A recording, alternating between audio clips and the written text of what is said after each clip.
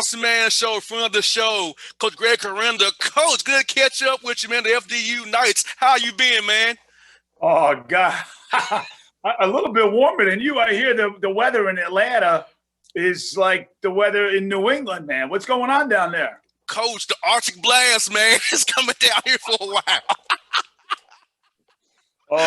Well, you look like you're bundled up, so I'm down in my man cave in Jersey. I'm just kind of like, waiting to be honest with you, we're waiting to get out of the quarantine and isolation. Our program has been shut down for the right now we're on day 8, and it's just been it's just an incredible journey. It's really difficult for our players, our staff, our families, but we're going to get through it, man. Carl, ask you about that, man.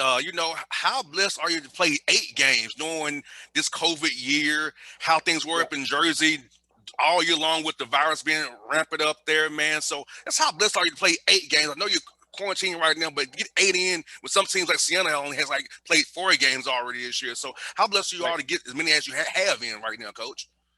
I just think every team is handling this as best as they can, and whatever you get thrown at you, you got to be able to be resilient and be safe and be cautious and be on top of it. And our university has done an incredible job in preparing us. And we actually, in our conference, we played until we got stopped. We played the second most games. And then our women, I think, played the most games on the women's side.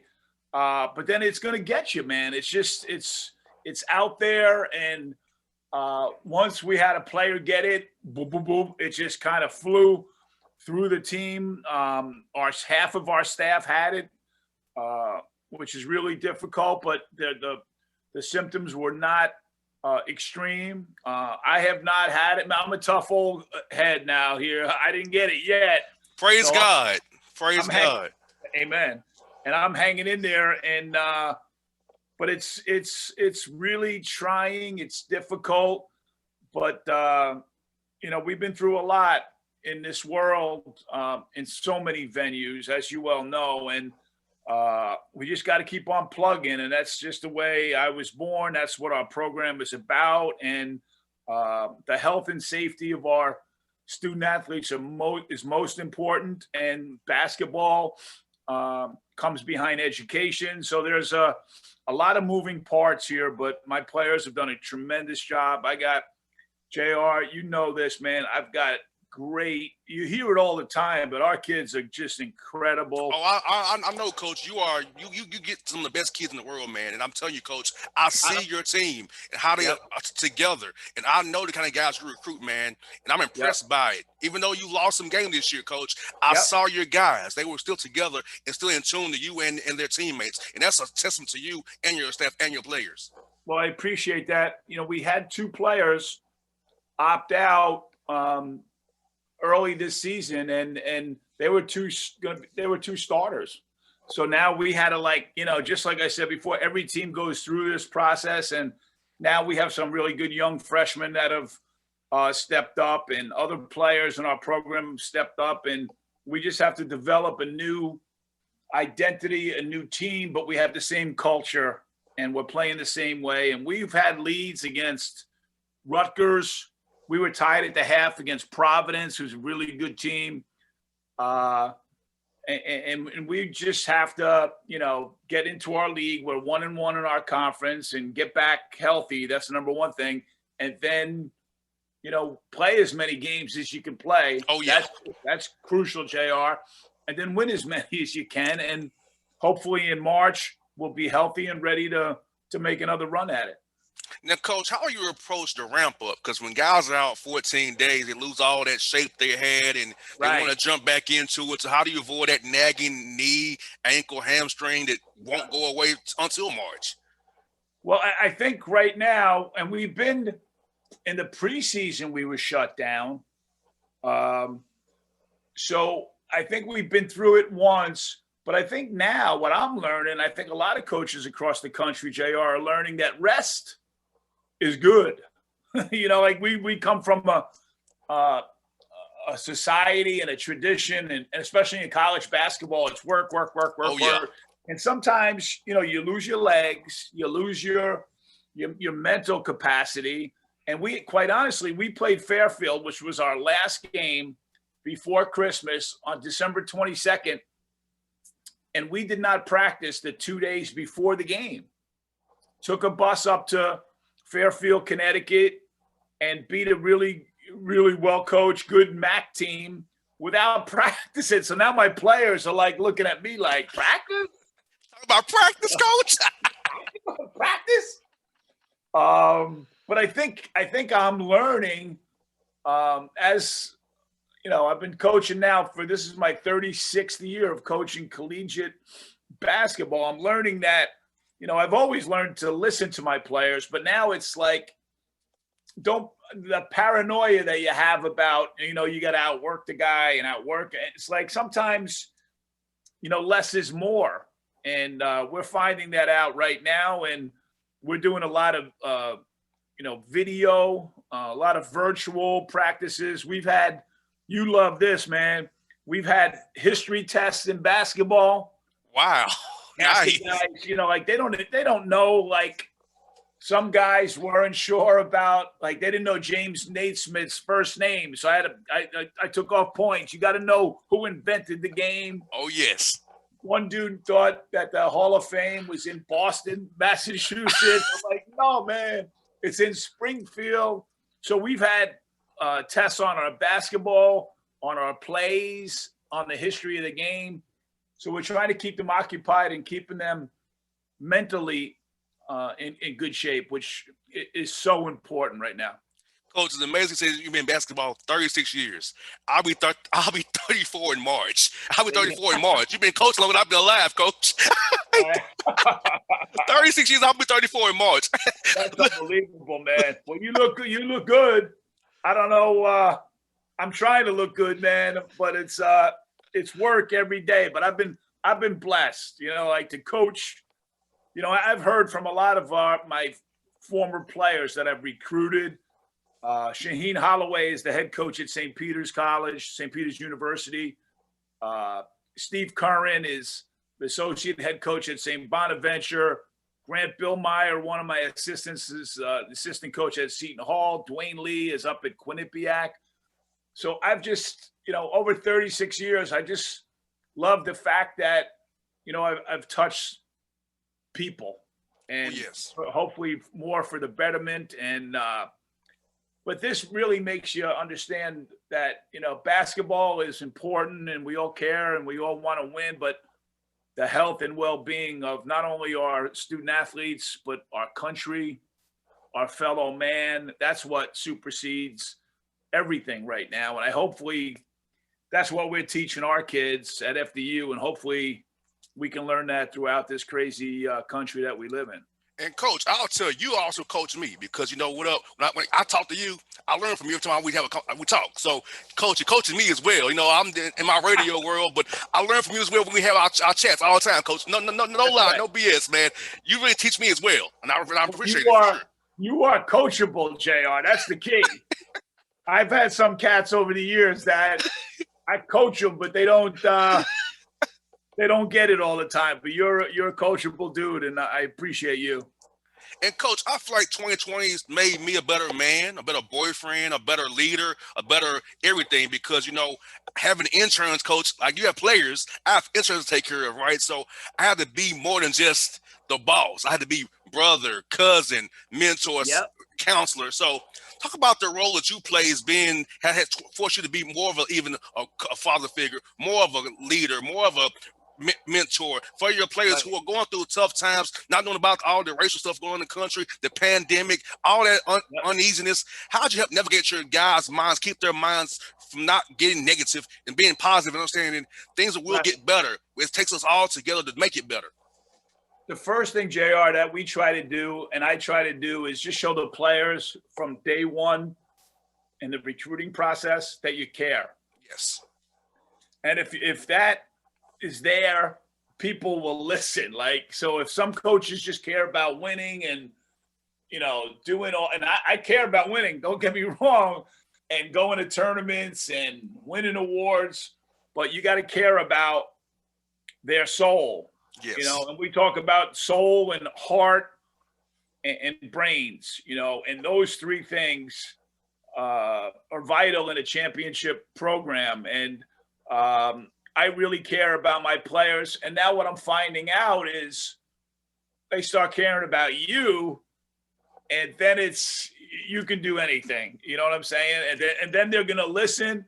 And I've just been myself the whole time. I really haven't changed, although I've probably given them more of me than I normally would give, because we haven't been through these circumstances. And yeah. I don't know if it was 2 or 3 years ago, we talked about it. I had 2 blood clots. I was in intensive care for 8 days. It gives you a different perspective. And they knew when I came back, JR, that I was human. Sometimes you look at your coach and you look at your dad and and you think these people don't cry and don't get sick. And I was really in a tough place, and they saw it. So there's just a lot of love, and and I learned from them. I really do. I think these guys are way more, everyone now thinks the world is falling apart, and they're like, Coach, we got it, man. We're good. So there's a lot of, give and take. And I give the players a lot of credit. My assistant coaches are fantastic. We have pods.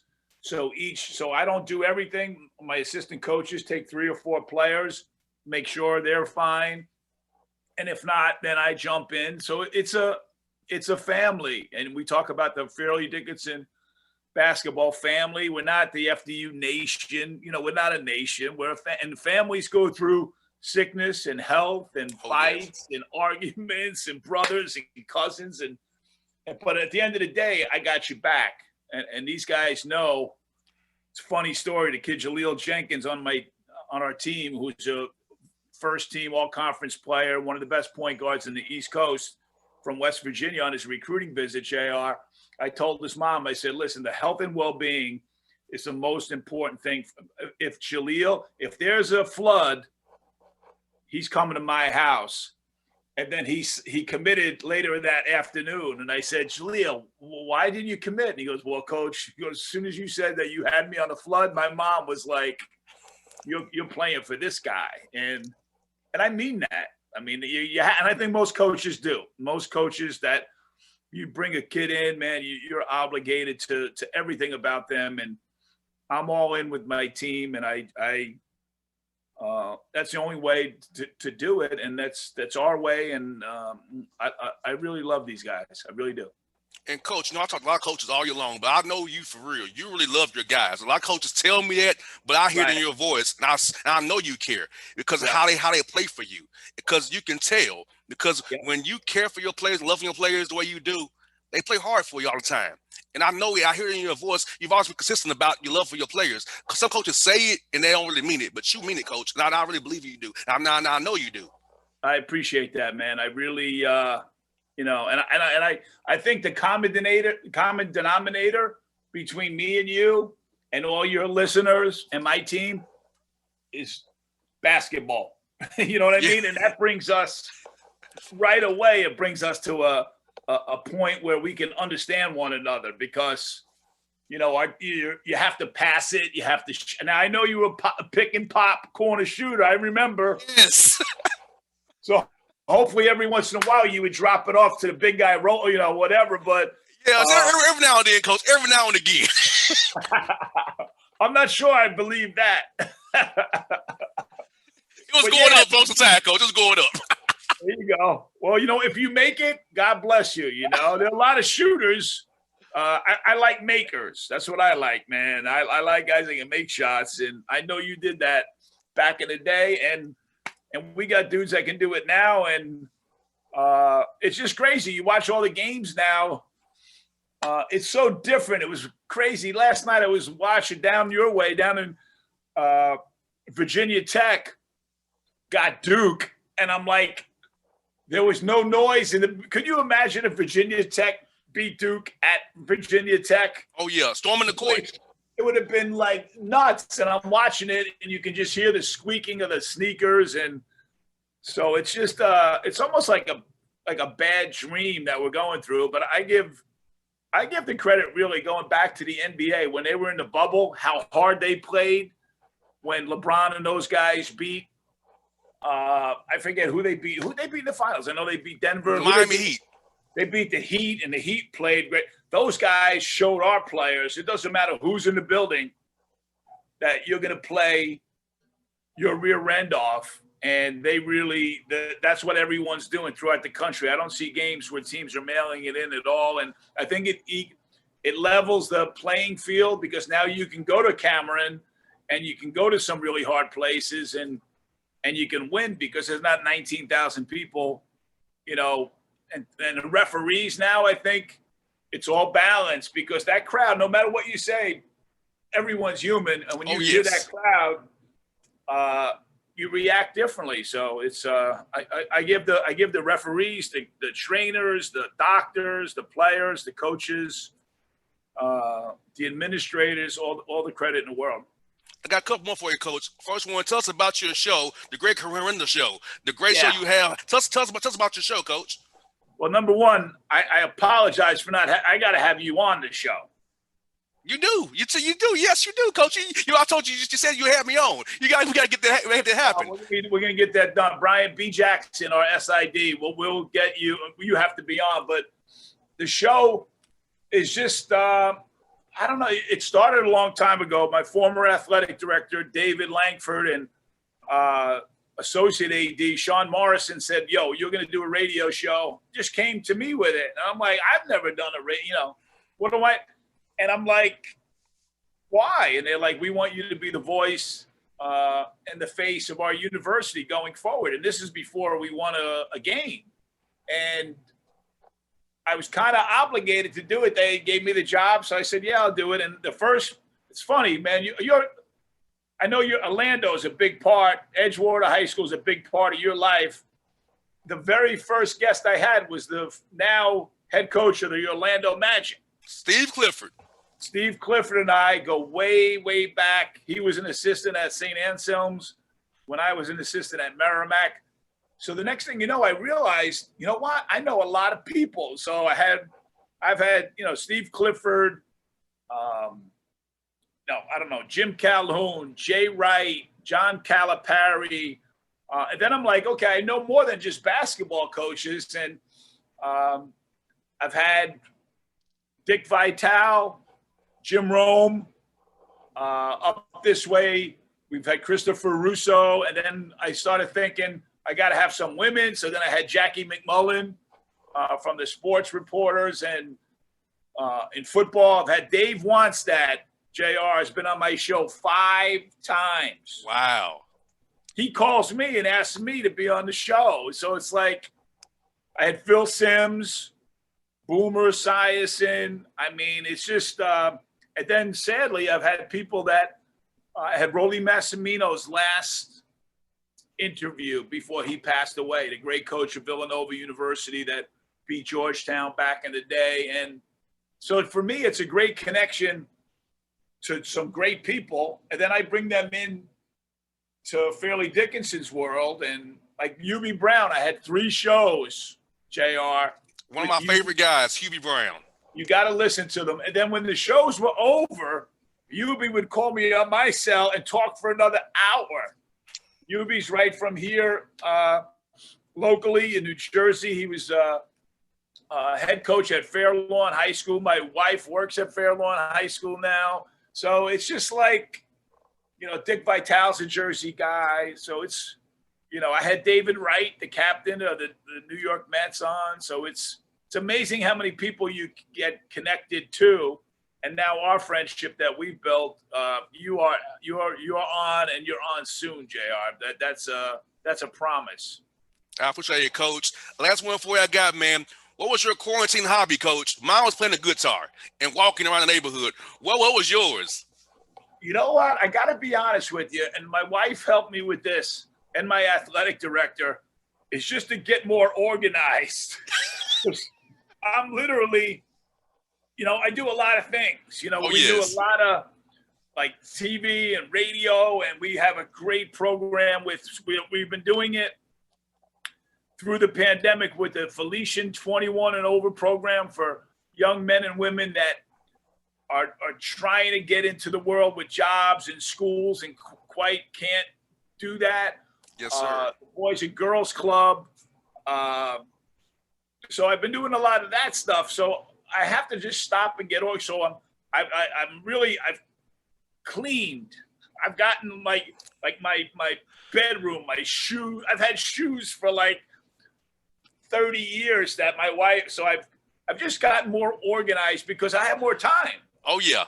So I think, cleanliness is next to godliness, and my email capacity and my technology, my AD wanted me to work on that. And I've worked on, getting on a Zoom all by myself, which was a challenge before. But I think really just my hobby's been just organizing myself, my priorities, my possessions, and just kind of saying, man, we got to do better. There's a reason why all this stuff is hitting us right now, man. And as a country, we have to do better.